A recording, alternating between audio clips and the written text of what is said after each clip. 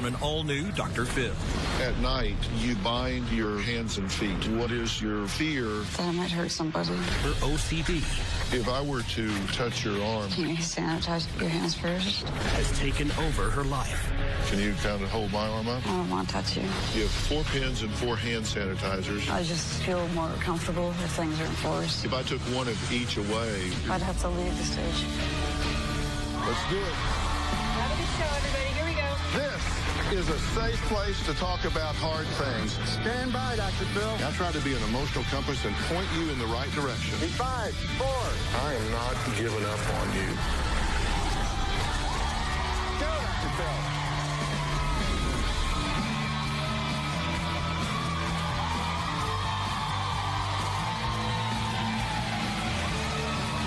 How you doing? Okay. How are you? You know, you often hear people joke around and say, I am so OCD. Right? Well, if you think about it, a lot of people believe they have some form of ritualistic behavior, some rigidity. Some call it a habit, some call it a compulsion, some call it a superstition. Even I have something I do before every show. I touch this giant electrical outlet that is right outside my office. I do it every morning on the way to the studio for good luck. I was curious to see if anybody else has a secret ritual or habit, so we asked our audience today. And yeah, we got some answers. Alan, where are you? Alan, you wash your hands how many times a day? 50 times. 50 times a day. All right. Denise, you step off of a curb how? With my left foot. Every time. When I'm running, I have to step off the curb with my left foot and back on the curb with my left foot. Every time. For some, OCD can become more than just a nuance. It can become very debilitating. My guest today is a mother of 2 young girls who says she has become trapped in her own mind. She has to cuff her hands and feet and wear a mask over her mouth and sleep on the floor while her husband is sleeping in bed. Now, her friends and family have no idea about her secret life full of rituals and daily checklists and numbers, especially the number 18. I have a copy of her book here. What does it all mean? Laura tried to explain it to us in a home video. Take a look. I had this sudden fear that I might hurt somebody in the night, so I made makeshift handcuffs. Also, I had to sleep with this mask on. Time for detox. Coffee again. As I'm doing the detox, I'll repeat it in my head. 1, 2, 3, 4, 1, 2, 3, 4, or 10, like 4 times. I'm worried tonight that there's germs in my hair, so I'm going to soak it in this coconut oil. I touched some Bibles today, and I'm not sure if I was clean enough. Afraid that maybe I might have had a blasphemous thought. Terrible mother, and terrible wife, and just a terrible person. Well, Laura's husband, Brian, says he had a happy marriage and family, but then after the birth of his second daughter 6 years ago, Laura started doing strange things like what we just saw. Well, she was diagnosed with OCD in January of 2014. Brian says he knows his marriage is in sickness and in health, but Laura's disease is making him think about divorce. And he says, you know, frankly, I feel awful about it, but it's the truth. When I first met Laura, we just hit it off. Laura seemed like a normal girl. I loved her. Our marriage now isn't a marriage. It's been a long time since we've had sex. That's our bed. That's where I sleep. That's where she sleeps. She typically wears a surgical mask, binds her hands together, and recently her feet as well, which scares me. I have no idea why she's doing that. What if I develop some sort of a sleep disorder where I hurt people or do things in my sleep and I don't remember them in the morning? I can't tolerate sex because of my fear of bodily fluids and my fear of contaminating him.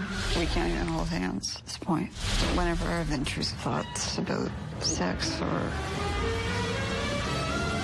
say the word, I have to tap my knee 4 times to cancel it or neutralize those thoughts. When we had the conversation about divorcing, she basically told me, you leave me, you're letting me die.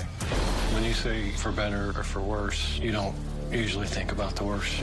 I can't really see myself with another woman, but I also can't see myself not being intimate for the rest of my life.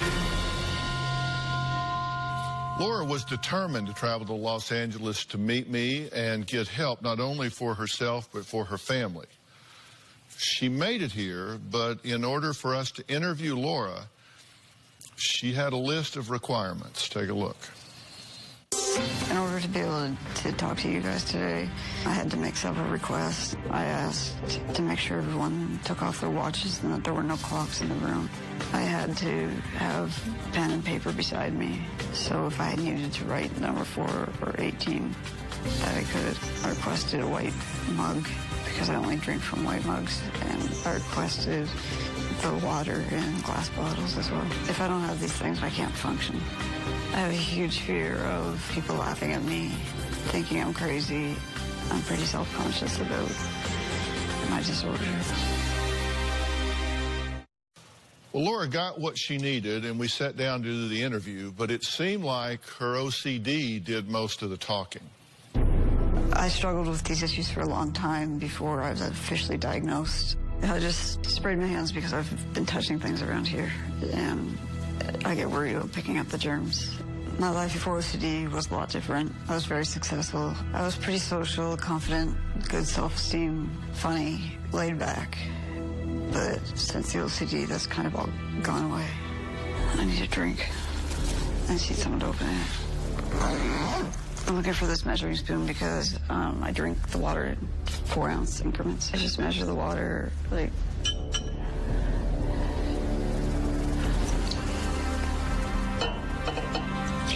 I knew I needed that spoon or I wasn't going to be able to drink the water. The OCD's really affected my family life, and I feel really guilty and like I'm a horrible mother and wife because of it. I worry a lot about how it's affected Brian. Like, I know he's more stressed, I'm more tired. Like, he's pretty much carrying the workload of 2 parents right now. I feel like I'm having a lot of intrusive thoughts and that I just need to take some supplements and do some detox. I tapped the top of the door once as I walked through with my right hand. That's how I have to move from room to room now.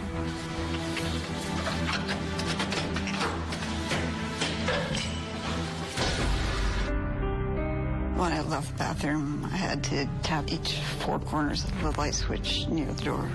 It just brought my anxiety down to a place where I feel like I can focus again. I'm ashamed of what this disorder has made me become. All right, Brian, Laura, I'm glad you're here. How do you feel about being here? Really nervous. It's way out of my comfort zone. Yeah. But why be here? If it's so far out of your comfort zone, why be here? Because the disorder is destroying my family and my husband and myself. And I'm afraid it's going to kill me, and I just want to get help. So you want to fight through this. Mm-hmm. What's the significance of what you've brought here? I see 4, looks like fountain pens, and 4, what are these little short things? Hand sanitizer. Hand sanitizers, okay. You have 4 pens and 4 hand sanitizers. What's the significance of 4 of each of these? I just feel more comfortable if things are in force. It brings my anxiety down just a little bit. Mm-hmm. If I took 1 of each away, would that be troubling to you? I'd have to leave the stage. What would you say to yourself in your mind if I took 1 of each away? Something bad's going to happen.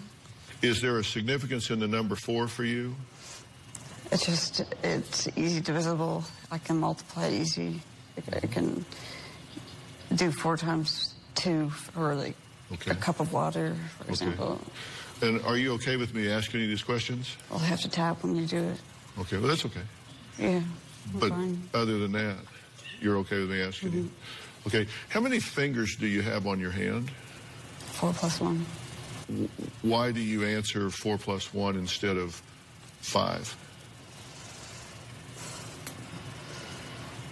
Because I can't say that number. It has to be 4 and something. Okay, you don't like that number. Mm-hmm.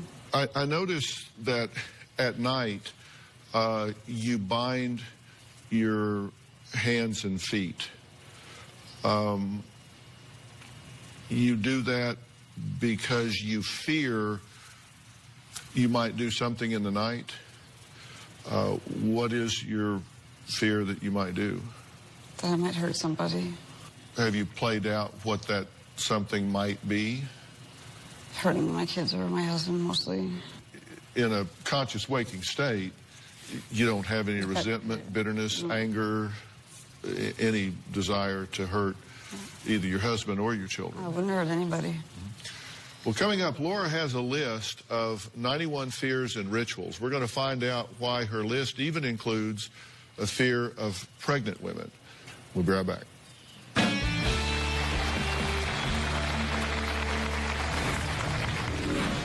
You touched a Bible and you thought you weren't clean enough.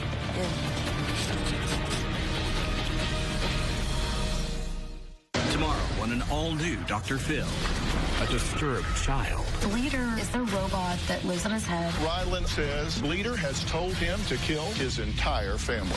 Are the parents overreacting? You said he cut his fingertips off. I don't see blood. Over-medicating? Whenever he does act up, they sedate him. That's not true. Or just in over their heads? Walk a mile in our shoes and you can't handle them either. I'll kill you. I'll definitely kill you.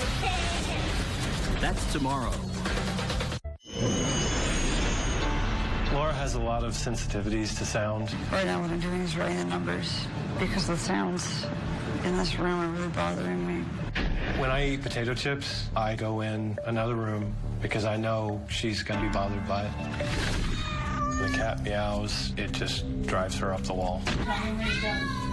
She has threatened the cat, and he's just trying to eat. I'll put these headphones in and then play music so I don't have to hear anything around me. I'll pull this over just to secure them in, and it makes it more tight, like in my ear, so it's a better seal. It's almost like I can't hear or think about anything around me. I've said we're here for a couple of reasons. One is I want to help you with your OCD, and you're seeing a therapist right now, and from what I understand, a very capable therapist that's very devoted to helping you, so certainly I hope you continue with that. You've been through a lot of medications. Nothing has seemed to help. Everything makes me worse. Do you agree the meds have not helped? Yeah, I mean, most of them, I've seen her just dip into a real depressive state. What are the things that seem to be most upsetting to you, most disruptive to you? Noise is a big thing, right? And you have a long list of fears. What are the things that bother you the most? What are the biggest fears that you have to go through rituals to reduce your anxiety or fear of? I'm like afraid of toxins, afraid that there's toxins in my body. That's like a huge one. So you have a fear of deodorants, particularly with aerosols, foods that come in contact with aluminum foil, right? Why is that? Afraid of metal toxicity. Okay, just the metals that might transfer to the foods.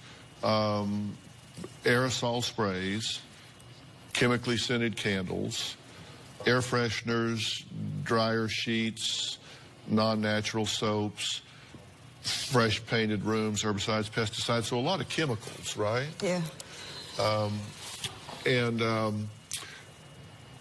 Tell me what you're writing down right now. The number 4. Okay, and you're writing the number 4, let me guess, you're writing it 4 times. In rows of 4, yeah. You're writing rows of 4, and you're writing it 4 times. Did my mentioning the things that you fear trigger your need to have an anxiety reduction? So just not coming in contact with them, but just the verbal representation of them caused an increase in anxiety. And so an anxiety release is to do... Write the number 4. Why are you afraid of pregnant women? It's the effect of me being around the baby or the pregnant woman. Like what? How do you fill that blank in? Because I've had a few friends that I've been close to, and they've been pregnant, and their babies have died or been born with like a birth defect. And you decided that Must have been something I did. There's something you did. And it's interesting that you would think that you're that powerful even in your sickness. Intellectually, do you know that that's unlikely? But yet emotionally, you still feel that tremendous power of guilt. Do you have any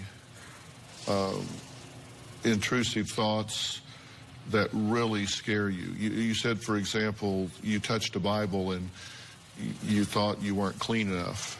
Yeah.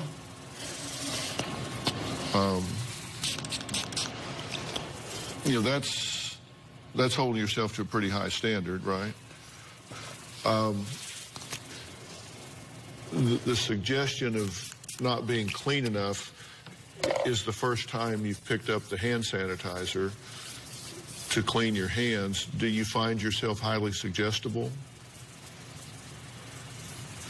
Because you've written down a series of 4s, 12 times, so 3 multiples of 4, 12 times, but you hadn't cleaned your hands until I asked you if you were clean enough. Yeah. And I just asked you again, and you cleaned it again. Before the break, we took a poll on our website asking if you believe that your spouse concealed a mental illness before you married, would that be grounds for divorce? We'll get the results of that later in the show. And I would like to ask our Twitter and Facebook viewers if they consider themselves to have any OCD-type behaviors or superstitions, and if so, what they are.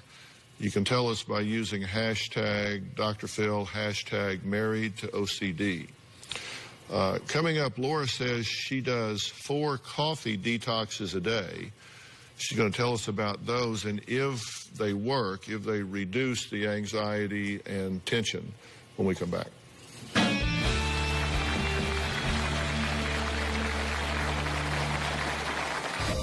There's a long list of things that I'm afraid of. The OCD makes me have a fear of electric blankets, electric razors, electric toothbrushes, chemicals and toxins, and pesticides, herbicides. I'm just afraid that it's going to affect my liver.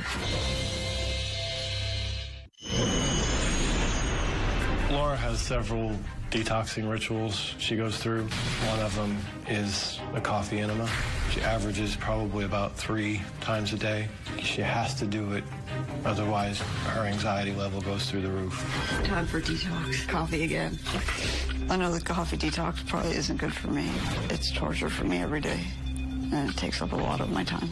I know all of it's irrational, but I just feel like I have to do it. I'm worried for her. I know that it's something that can't be good for her. It seems dangerous to me. You've been very open and forthcoming with us, which again is a really great sign for me. You shared with us one of your notebooks that you took, and I was kind of going through the notebook, and buried pretty deep in the notebook, I found a page that you have drawn in the pattern of a ribbon, and it's the word failure. What were you thinking when you did this? That no matter what I do to try to stop this, I fail. And then I'm failing as a mother and a wife and a daughter, and I fail at everything I do. And on the very next page, you have the pattern of 4s, and then the word 4, and then 18s, 18s, 18s.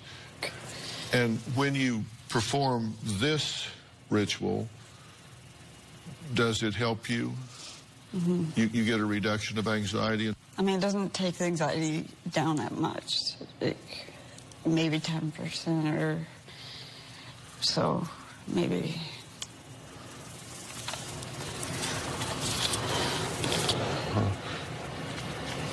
What triggered you to write your 4s just now? Because I said a number that wasn't 18 and 4, a multiple of 18 and 4. When was the last time you felt what you would consider to be relaxed? I don't even remember. Could you try an experiment for me? Would you do that? And if I were to touch your arm, but on your sweater, not your hands or anything, would that be okay? Can you sanitize your hands first? Sure. You want to do it? You want to squirt me? Yeah. I do this all the time, actually, because I'm around people all the time. I don't want to get a cold. Okay. Good? Okay, let's stand up. Okay, here's what I'd like for you to do.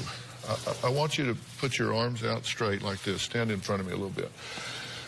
Okay, and I've got your arm right here, okay? Mm-hmm. And I'm going to count to 3, and you're holding your arm out now. When I count to 3, I want you to completely relax your arm. 1, 2, 3. Okay? All right, how'd you do? Not good. Not good. All right, you want me to try it? Okay. Can you kind of hold my arm up? I don't want to touch you. Okay, that's all right. Can you count to 4 instead of 3? Sure, would that help? Mm-hmm. You count to 4. 1, 2, 3, 4. Okay, now, you. Okay. 1, 2, 3, 4. Okay, how'd you do? Not as good as you. A little bit? Okay, all right, you can sit back down. So Brian, my point here is she has an absolute inability to remove tension.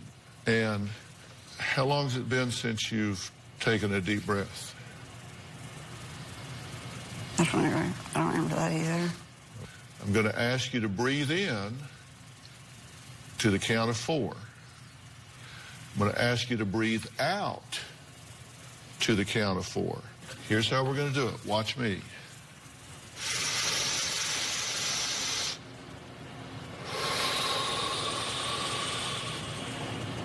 Okay, deep breath, mouth open. Here we go. Go. Out. 1, 2, 3, 4. In. 1, 2, 3, 4. Out. 1, 2, 3, 4. In. 1, 2, 3, 4. Out. 1, 2, 3, 4. They can't even match the music. They can't even rap. They're just black producing. Now they wanna crack the new shit. They just wanna act. They done bath the new kids. They can't even match the music. They can't even rap. They're just black producing. They just wanna crack the new shit. They just wanna act. They done bath the new kids. Sorry big man. Sorry big man. With your big life and your chick man. Sorry big man. Sorry big man. With your big life and your whip man. Okay. If you can condition yourself to do that, you would be astounded how much relaxation you can bring to your body. When we come back, Laura says she's hidden a lot from her parents. Well, it's time for them to understand what's really going on. It's time for everybody here to understand what's going on. Is this a mental illness or is it not? You're getting ready to find out some things that you don't know about OCD when we come back.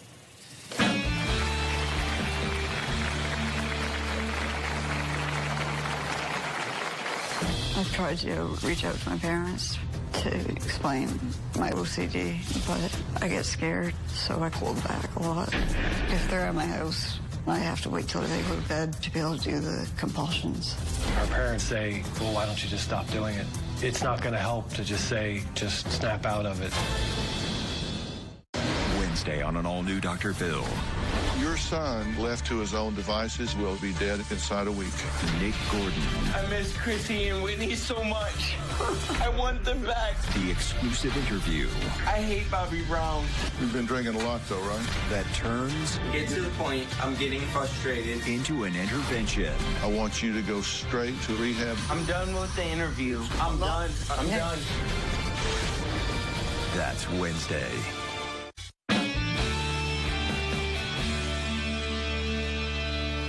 Laura says her parents, Denise and Larry, have no idea how bad her OCD has gotten because she hides it from them. Take a look.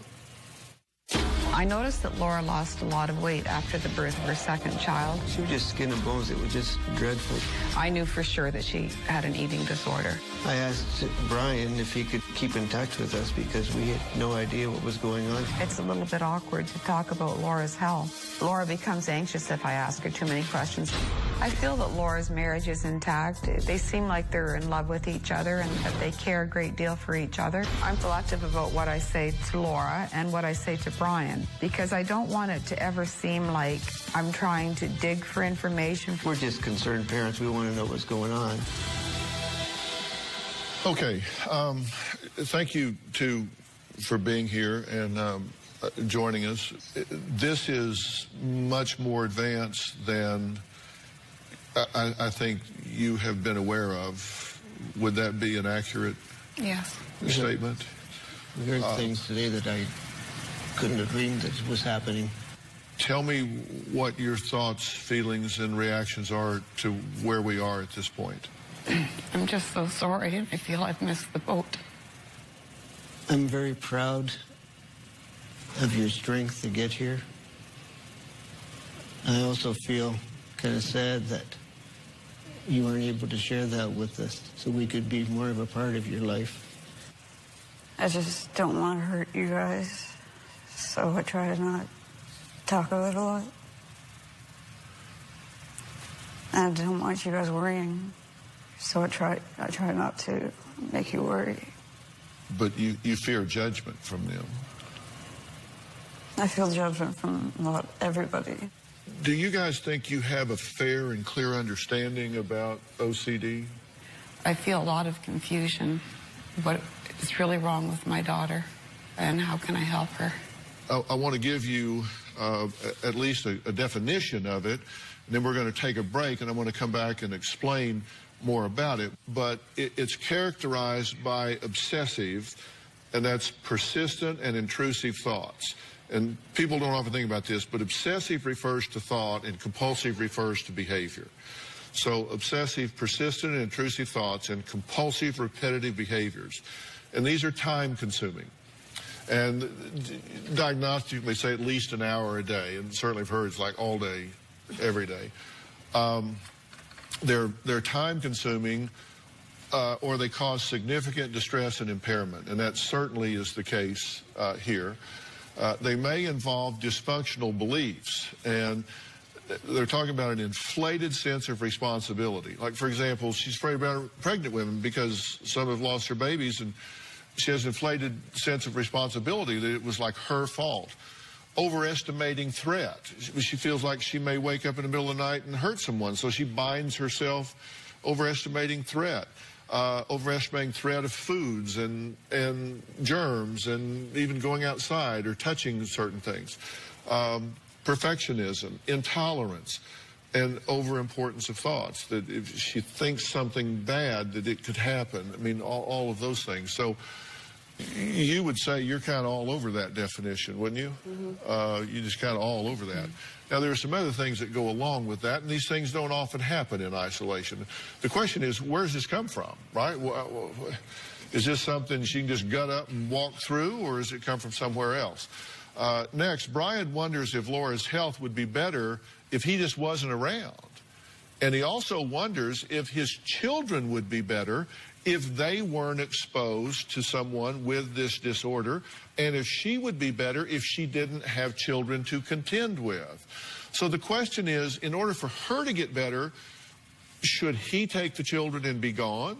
In order for the children to grow up healthy, would they be better if they weren't around her? What do you do with all of this? Well, we're going to talk about all of that when we come back.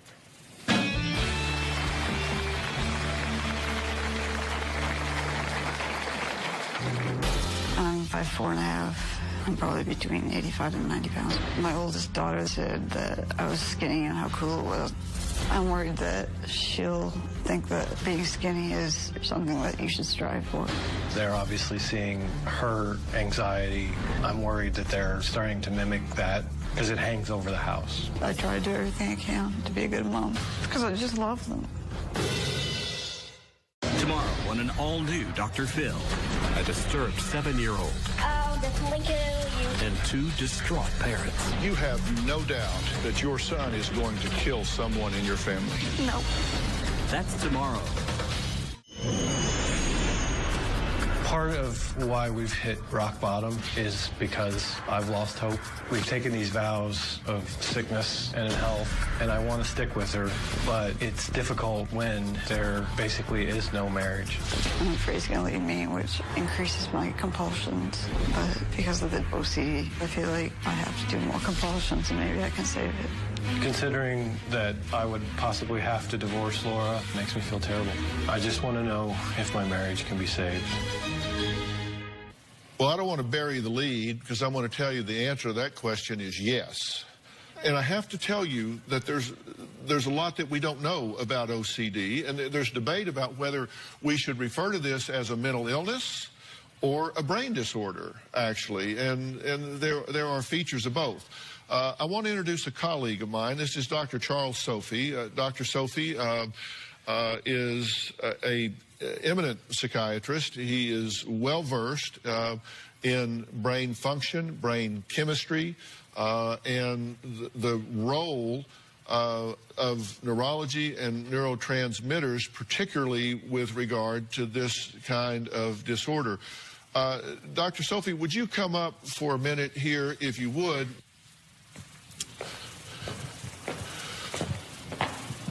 Okay, now, Dr. Sophie, let me get us anchored here. In a regular brain, in everybody's brain, we have thoughts that originate here in the orbitofrontal cortex, right? Correct. That's normal. That happens with everybody. Everybody. All right, and then that thought messages with neurotransmitters that go sending the messages into the internal part of the brain. Yes. But what goes wrong with the OCD brain? Well, the OCD brain at this point should have a filter, because this orange section should filter out thoughts that don't need to get in. Right. But OCD brains have a filter that's got holes in it, and they all get through. Okay, so we get things in here that shouldn't get through. Give me an example. So, like, we pick up dirt, a normal thought, we feel dirty, we feel it, and we act on it, and we clean our hands. But if you touch something that's not really that dirty, the filter should say, it's not that important, don't wash your hands. All right. But with an OCD patient, they don't filter that out. Right. The threshold's not there, so Correct. it gets in. Right. Okay, and when it gets through, some of these things get stuck in here. Yes. And now we get in kind of a racetrack pattern, and that's why they get into this repetitive behavior, right? It's obsessive. It just keeps going over and over and over again. Yes, obsessive thoughts and compulsive behaviors. Okay. Now, what are these neurotransmitters that we're talking about that are sending these messages here? These are chemicals, right? Right. These are chemicals in your brain that go back and forth within the fluid of your brain to make an electrical shock to go and make the movement. So you're talking serotonin, norepinephrine, dopamine, epinephrine, all different if a kinds. parent is expecting their child, they're like, hey, come on, you just got to bear down and get over this. This is not voluntary. Correct. You can't fix this just by manning up and overthinking it. So when people say OCD is not necessarily a psychological disorder, that sometimes they talk about it as a brain disorder or a neurological disorder, this is what we're talking about. Totally. All right, fair enough. Okay. The good news is there are ways to improve this. The bad news is when this happens, lots of things start to happen. Anxiety builds, and you start trying to figure out ways to alleviate the anxiety. And if you're having anxiety, panic attacks, I mean, you'll hop on one foot and tap your ear. If it helps, you'll do whatever, right?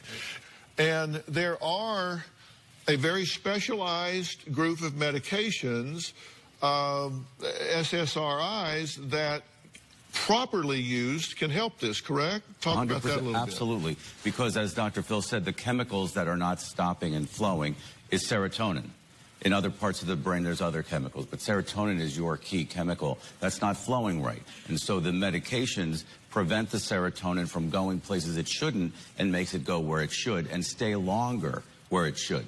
It's selective serotonin reuptake inhibitors that it has to be very dialed in. It's a very specialized sort of thing, but it can be great help. And there are other things that you can do that are not medication-based, some things that you can do at home, some things you can do therapeutically that can really help to get this under control. So there is help for this.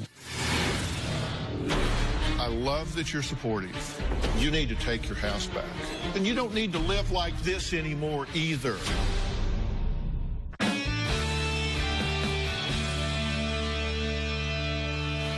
I love that you're supportive. I love that you're there for her. I love that you have been such a soldier. You need to take your house back. You need to take your house back. Look, you need to recognize and acknowledge that this is a disorder here, obsessive-compulsive disorder, if that is what we're dealing with. But you have to acknowledge that there is a disorder here. You need to acknowledge small victories on her part, like coming here. Give yourself that. You got to acknowledge that. You need to require of her and you of yourself your highest level of functioning possible every day. You can't get in a comfort zone. You can't let yourself digress to a comfort zone. And you need to avoid day-to-day comparisons like, you know, yeah, you did better yesterday. What are you, backsliding here? Every day's different. Come on.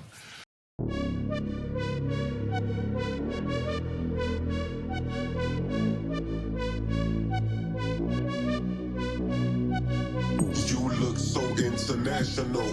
Girl, what's your name? I have to know. Ain't no one else in your lane. Let's fill this car with gas and go. No hesitation, I'm on it. If that's the way that you want it, that's cool with me, so let's ride. Let's go somewhere that you lie. And you need to come from knowledge. Like, I hate that you've kept them in the dark and that you've learned some things today, right, about where she is, that this is neurological. Listen, I've given you we've reduced this to some very simple images so you can understand this without going to sleep, because trust me, it gets very detailed. But I think we've given you a very macro explanation that the communication between where thoughts originate and deeper structures where you act on those things, that communication has been disrupted and it needs to be fixed. That's the macro level. That means this is not mental illness, this is neurological. You need to set limits, but be sensitive. And that's what I mean about taking the house back. You have to support compliance. When we come up with a therapeutic regimen, you got to do it. I mean, you just have to do it. And you need to keep communications clear and simple about this. And you need to be tolerant, but at the same time, you have to recognize that you have to be tolerant of uncertainty. You say, well, what if the door is not locked? You have to learn to tolerate uncertainty. You do need to have some separate time where you can be alone. But you need to limit discussion of OCD. You need to have time where the two of you don't talk about your disorder. You need to have time with the children where you don't talk about your rituals. You need to put boundaries around this. If you want to talk about this for an hour between 10 and 11 at night, then fine. But you set boundaries around the rest of it. You need to require normal windows of interaction. here. And you need to have normal activities within the family. The children, they need to bring friends over. And you just don't want to succumb to your pattern. And you two need to negotiate a contract. This is something that you want to do with her, not to her. Because you can't rebel if you agree. I mean, you have to work this out and negotiate these things so you can do it. Do you need to get a divorce? No. You don't need to get a divorce, and you don't need to live like this anymore either. We need to treat this.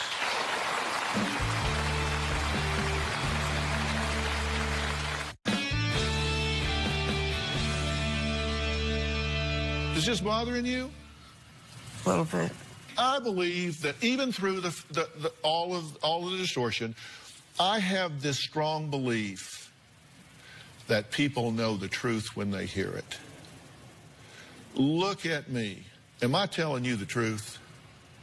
Do you hearing the truth coming from me? You know I'm right. And can you do this? And I'm going to bring you some help. We're going to help your therapist help you. We're going to get you neurological help. We're going to get this thing turned around. Okay?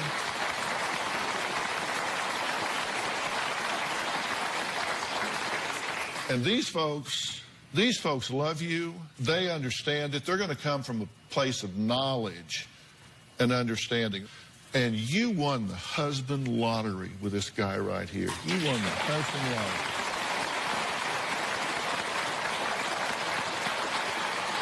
Earlier I asked, if you believe that your spouse concealed a mental illness before you married, is that grounds for divorce? And the results are very close. 53% said yes, 47% said no.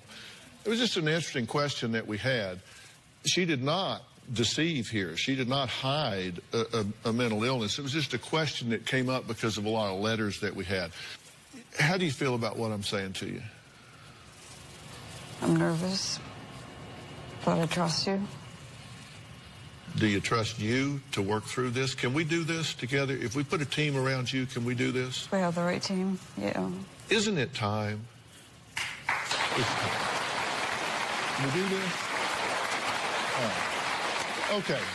I want to thank Dr. Charles Sophie and all of my guests today. And for more information about today's show, log on to drphil.com. And by the way, if you'll go to the website, I'm going to have more complete descriptions of OCD, OCD personality, phobias, anxiety. We use abbreviated definitions here on the show because of this time. Full discussion will be on the website if you're interested in that for accuracy. Thank you so much for being here. So long.